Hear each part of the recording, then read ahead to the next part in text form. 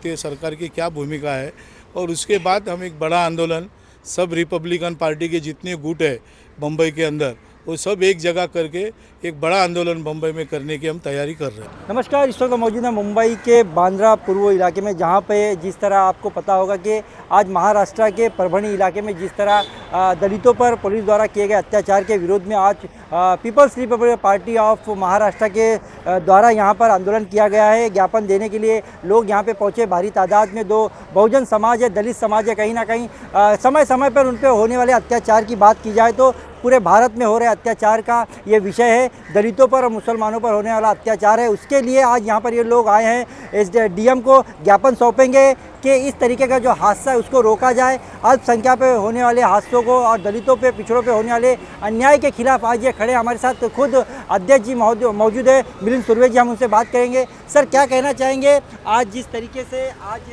हर जगह दलितों पे अत्याचार हो रहा है, मुसलमानों पे अत्याचार हो रहा है, परभणी का बहुत ही गंभीर मामला है। सर, क्या कहना चाहेंगे आज यहाँ पर? देखिए, परभणी में जो हुआ था, परभणी में जो संविधान के शिल्प का, प्रतिमा का जो विठंबन हुआ है, वो विठंबन के पहले वहाँ से एक मोर्चा निकला था जो अपना क्या जिसको बोलते हैं, अपना जो मुसलमानों के, हिंदू के ऊपर जो अन्याय अत्याचार हो रहा है उस बारे में।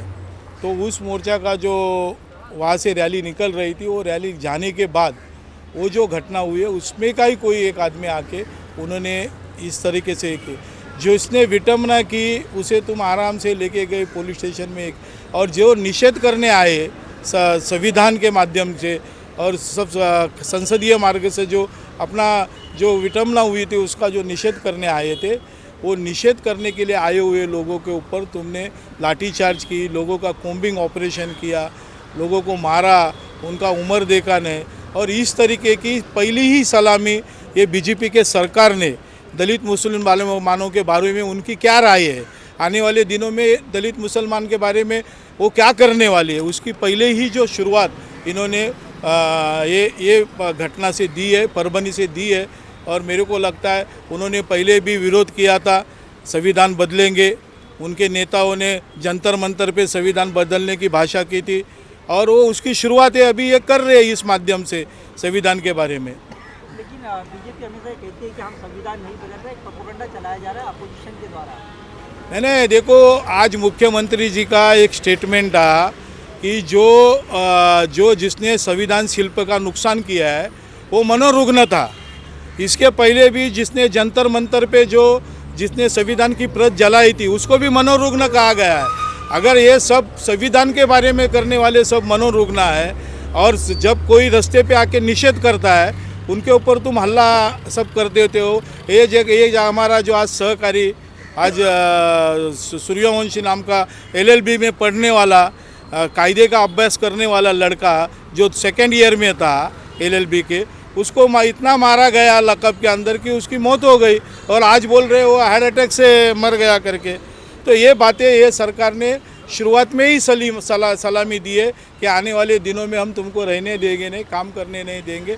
इस तरीके की शुरुआत उन्होंने। बांग्लादेश के बारे में आप बोलते हो, बांग्लादेश में हिंदुओं के ऊपर अन्याय आता, उनको शिक्षा होनी ही चाहिए बांग्लादेश में जो हिंदुओं के ऊपर अन्याय कर रहे। लेकिन भारत देश के अंदर हिंदू और मुसलमानों के ऊपर, अल्पसंख्यक के ऊपर जो अन्याय होता है उनको तुम क्या करोगे, उसके बारे में आप कुछ सोचा है कि नहीं?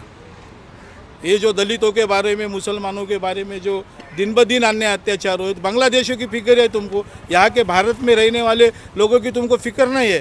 ये इस सरकार से, ये सरकार की मानसिकता दिख रही है वो आने वाले दिनों। और हमारे लिए नया नहीं है, ये तो सालों से हम ये बीजेपी का ये सब देखते आ रहे हैं, और आने वाले दिनों में हम ये सब सहने के लिए तैयार है, और निश्चित ही हम उनका जवाब देंगे उनको।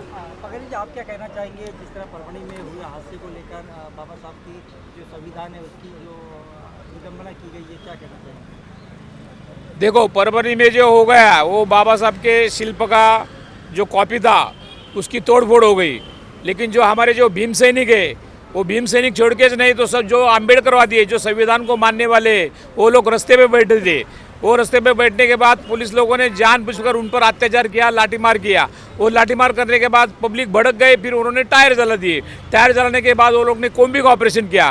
कोम्बी का ऑपरेशन करने के बाद उन्होंने रिक्शा तोड़ा, टैक्सी तोड़ा, ट्रक तोड़ा और उनकी केस हमारे भीम सैनिकों के ऊपर डाली। इतना ही नहीं तो हमारे 40 औरत लोग के ऊपर केस दिया। कुछ हो गया तो ये संविधान हमारा कवच नहीं, हमारा नहीं तो इस देश का कवच है। लेकिन जो लड़का था सोमनाथ वेंकट सूर्यवंशी, जो 23 साल का लड़का था, जो LLB के सेकंड ईयर में पढ़ता था, जो भावी वकील था, इस देश का भावी वकील था, अगर बाबा साहब अम्बेडकर के संविधान के ऊपर इतना ये लोग जलते हैं तो ये लोग ने जंतर मंतर पे संविधान की कॉपी जलाई थी और उसको माथे फिरू कहा गया। लेकिन माथे फिरू कहने के बाद ये लोग क्या करते हैं, भागने की कोशिश करती है सरकार। ये सरकार ये फडणवीस की सरकार है। फडणवीस कौन था? पेशवा था। वो पेशवा का ये भतीजा है, देवेंद्र फडणवीस ये भतीजा है, जो पेशवाई सिद्धनाथ महार ने एकदम मिटाई थी, भीमा कोरेगांव के लफड़े में मिटाई थी और तब से आज तक पेशवाई का अंत हो गया। वो लड़ाई में पेशवाई का अंत हो गया। तो ये फडणवीस ये ब्राह्मण समाज का भले हो, लेकिन ये फडणवीस जातिभेदी फडणवीस है। और ये बीजेपी सरकार में जो अत्याचार चल रहा है, इनको बाबा साहब ही दिखता है। जो 6 दिसंबर को जो लाखों लोग भारत के बाहर से आते हैं,